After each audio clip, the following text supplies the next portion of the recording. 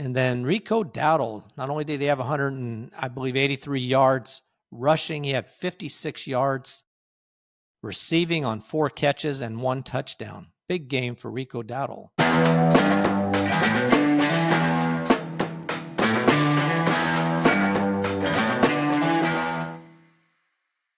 All right, welcome to Just the Stats NFL, the show that covers the all-time greats and the current players leading the NFL.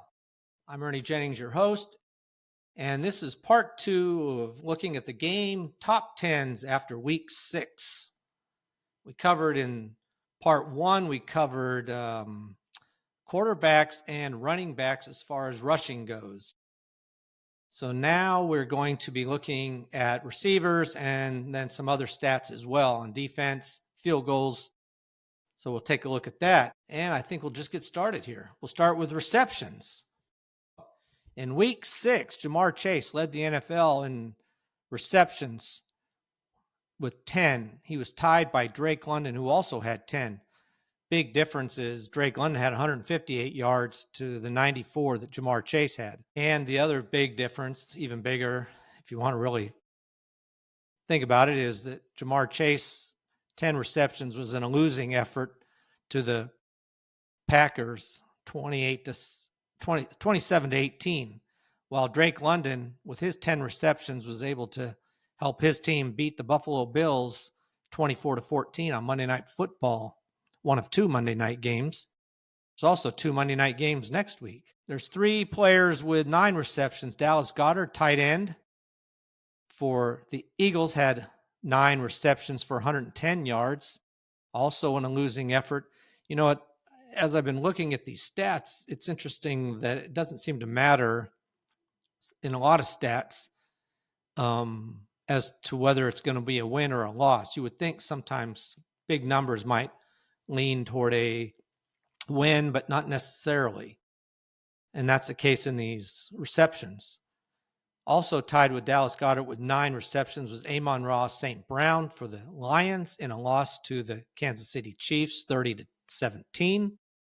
And then George Pickens for the Cowboys, who's been playing well without CeeDee Lamb there, had 9 receptions for 168 yards, but in a losing effort.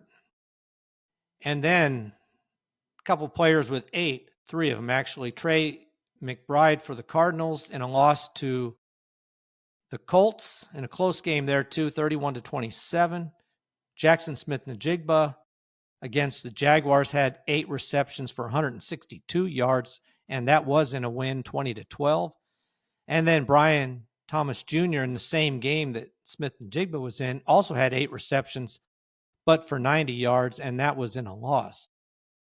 Then there was several players with 10, but those are your top 8 players, and then there was 3 more with 7. All right, let's look at yards this past week in week 6. George Pickens, as I said, led the NFL in receiving yards with 168, and yet that was in a loss to the Panthers. And then Jackson Smith-Njigba had 162 yards against the Jaguars in a win.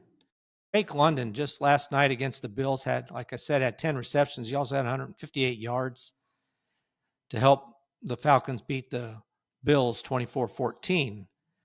Kendrick Bourne for the 49ers, you know how their wide receivers have been quite hurt. He showed up with only 5 catches, but 142 yards. So he averaged 28 yards a catch. And it was in a loss, though, 30 to 19 to the Buccaneers.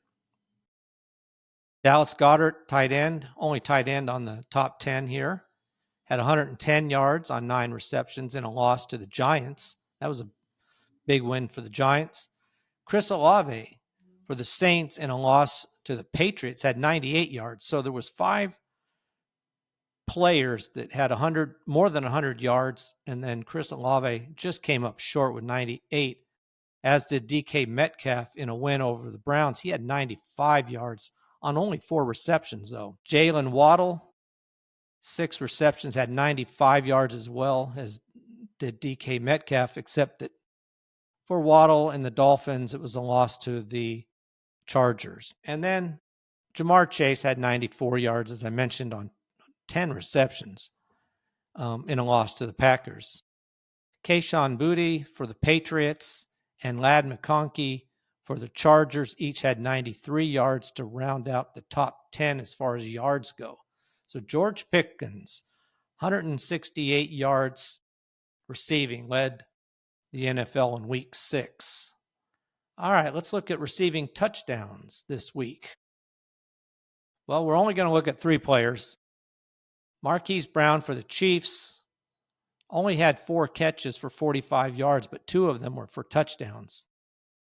And that in a win over the Lions. Kayshon Boutte, also in a win for the Patriots over the Saints, had 2 touchdowns on 5 receptions. And then Tedero McMillan for the Panthers only had 3 catches for 29 yards, but 2 of them were for touchdowns. So I guess if you're not going to produce a lot of yards, touchdowns are good to have. He had 5 targets, but only 3 catches, but 2 of them, like I said, were for touchdowns. Those are your top players. And then there was a bunch of players with 1 touchdown reception.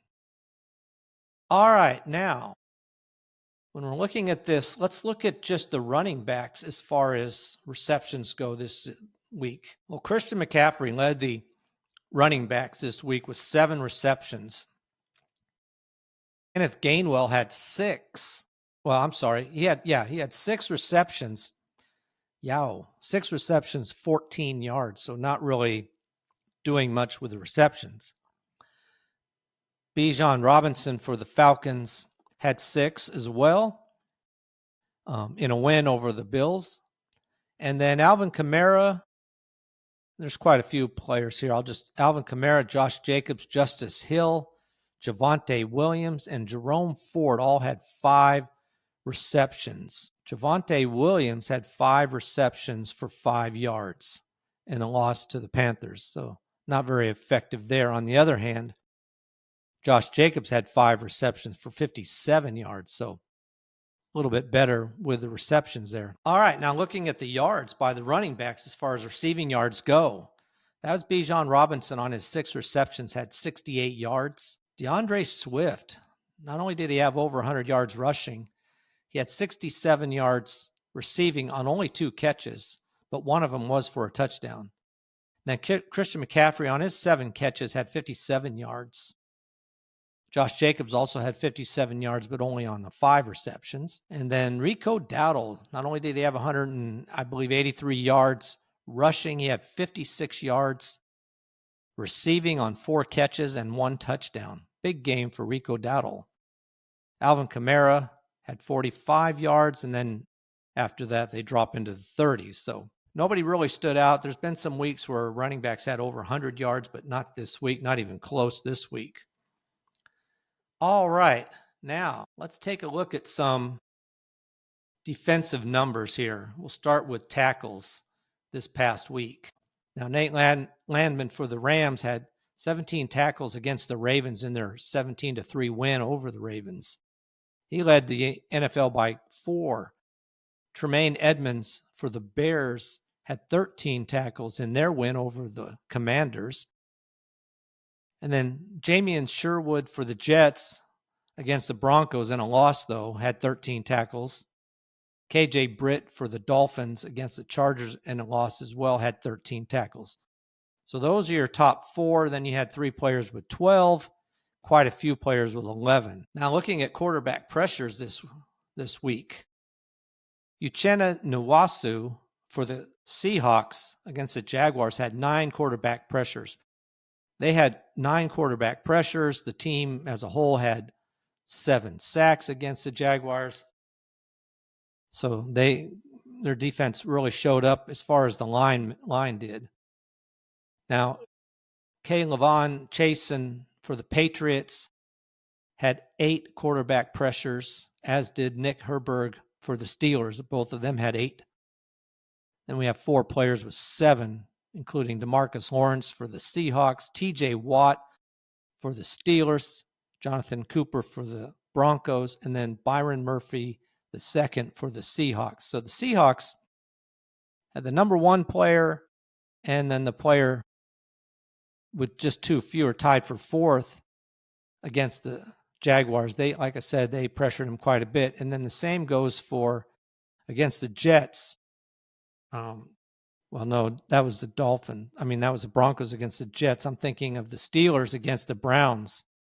You had Nick Herbig with 8 and TJ Watt was 7. So they really put a lot of pressure on the Browns quarterbacks. They had 2 quarterbacks in there. And then there was a couple players with 6 as well. Another Seahawk, Boye Mafe, he had 6 quarterback pressures. So between 3 players, we're talking about 22 quarterback pressures among 3 players against the Jaguars, Trevor Lawrence. So that just shows you they were all over that quarterback all night long, all day long, I should say. It was an afternoon game.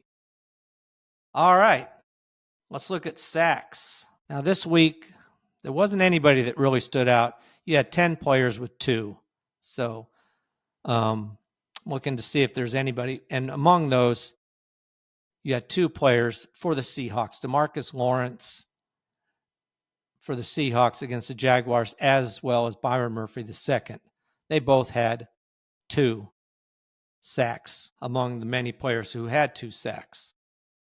All right, now let's look at the current season, see who's been doing really well as far as receiving goes. All right. So Jamar Chase leads the NFL right now with 14 receptions in a single game. Then you have a couple. Jake Ferguson, the tight end for the Cowboys, had 13 in week 3. Puka Nacua had 13 in week 4. And then Puka Nacua in week 3 had 11. So those are your top 4 spots. You have several players after that with 10.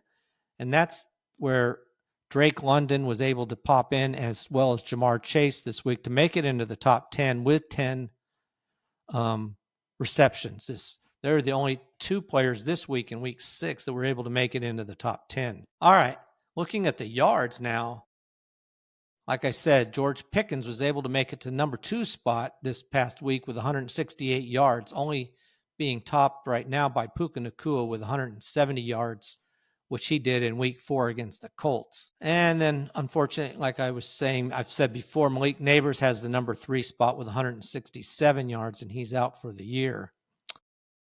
Now, Jackson Smith-Njigba was able to pull down the number 6 spot so far this season with 162 yards that he had against the Jaguars in their 20-12 win.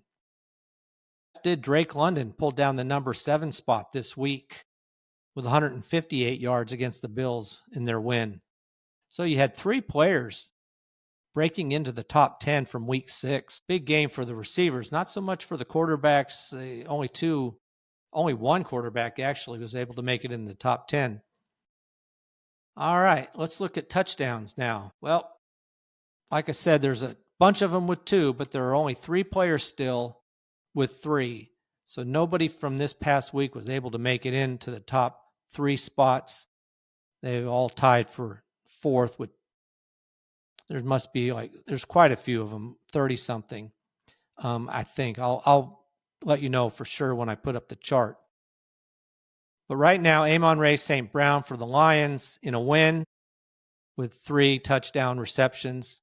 Romeo Doubs for Green Bay Packers in week 4 against the Cowboys in a tie had 3 touchdown receptions.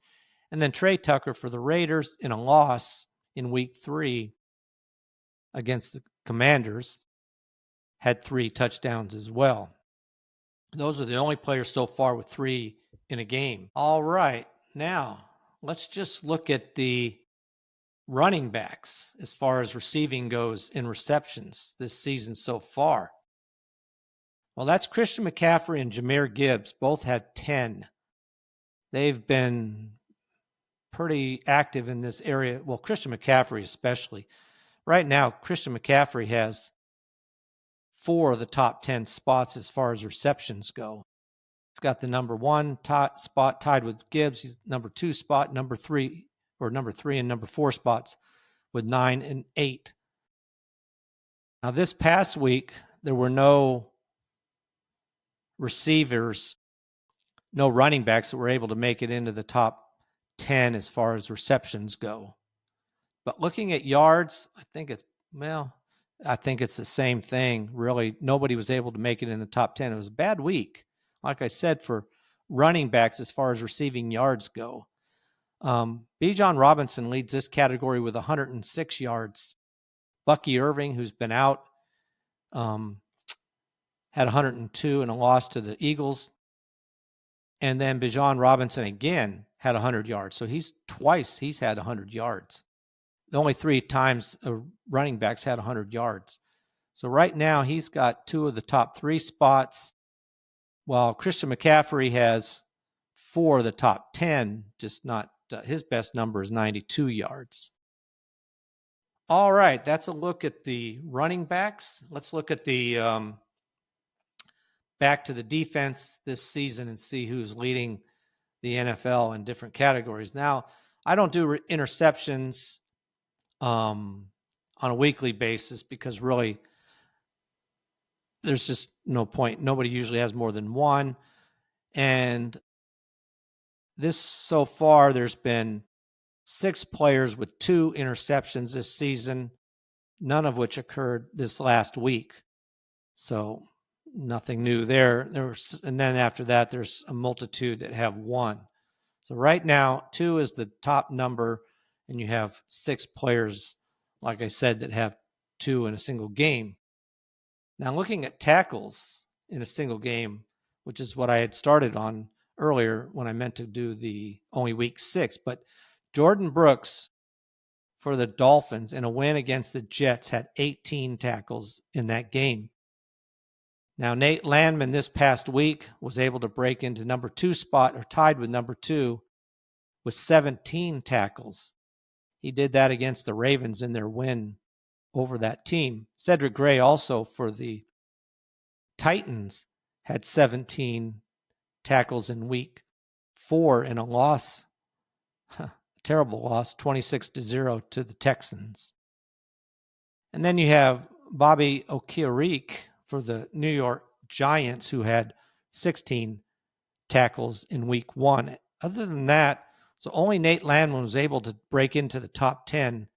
The rest of the players, there's a couple of players that only had 13. Well, not only, I say that, that's still a decent amount, but not enough to make it into the top 10. Now, looking at quarterback pressures this season so far, Yaya Diaby for the Tampa Bay Buccaneers had 11 quarterback pressures against the Jets, which is the most so far in their win over the Jets, 29-27. Now, Uchenna Nwasu for the Seahawks was able to make it to the number 3 spot this past week with 9, tied several players with 9 quarterback pressures.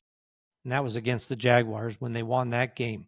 So that was in week 6. Other than that, you do have also from the Seahawks in week 6 was Kaylavon Chasen. Actually, that wasn't the Seahawks. That was he's for the Patriots, actually. I'm sorry. But in week 6, he had 8 to tie him for 9th this season so far. So that's the best. So you did have a couple of players who were able to make it into the top 10, just barely. And then we'll look at sacks here. So far this season in a single game, this is going to be tough to beat too, is Tuli Tuipulotu for the Chargers against the Giants had 4 sacks in that game. And the next best, there's 3 players that had 2.5. So he's got a big lead over everybody else. Now, there's quite a few players with 2, including DeMarcus Lawrence, who had 2 sacks this past week. Marcus Lawrence for the Seahawks against the Jaguars had 2. So there were several players.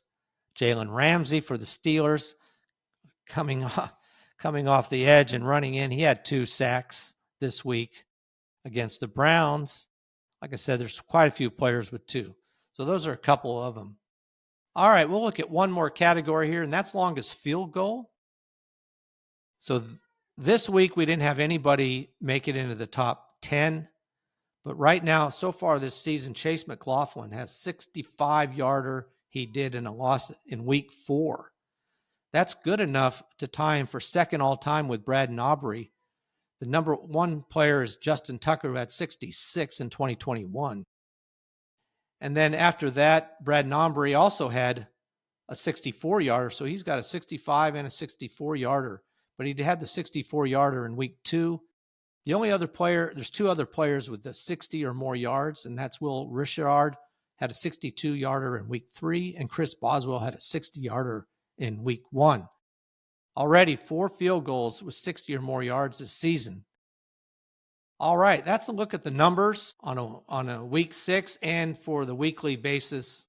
Best numbers so far this season on a game by basis. Top 10s, I should say. All right, so after tomorrow, I'll be looking at the standings, see how that's going. Probably look at the rookies as well. We'll see about that and see what's going to go with the standings. Appreciate you listening. I hope you like this and subscribe.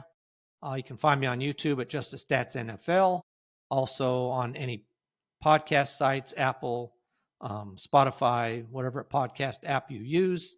You can also contact me by email at justthestatsnfl@gmail.com. Again, I appreciate you listening, and that is a wrap for this episode of Just the Stats.